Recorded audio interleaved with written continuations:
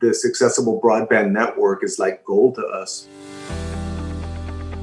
McAllen's 150,000 hardworking people, probably one of the more generous people you're ever going to meet.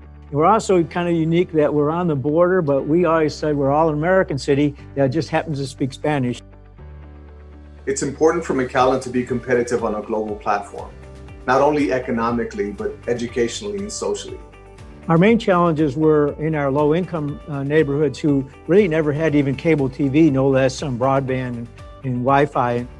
And we saw kids going at night in the dark, going to fast food places for access to Wi-Fi and going to some city parks. This is why a network of available and accessible broadband is so important to our community.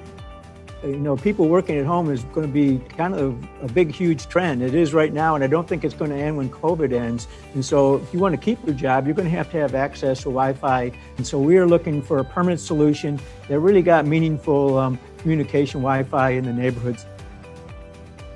Frontera Consulting was brought in by the City of McAllen to produce the design and engineering plan for this wireless network. Frontera Consulting is one of our partners, and he leveraged us to provide a Cambium network solution that's able to leverage Citizens Broadband Radio Service, or CBRS technology, since it allows the use of a far greater amount of newly released and coordinated spectrum. We reached out to one of our partners, Federated Wireless, who's led the industry in development of shared spectrum CBRS capabilities.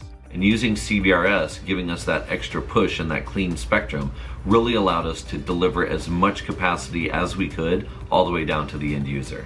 The Cambium network system in McAllen includes dozens of base stations and is starting with 1,000 subscriber modules mounted on utility poles. Well, we think being a connected city is the future. It's good for employee safety, it's good for service to our community, and it's good for the citizen himself.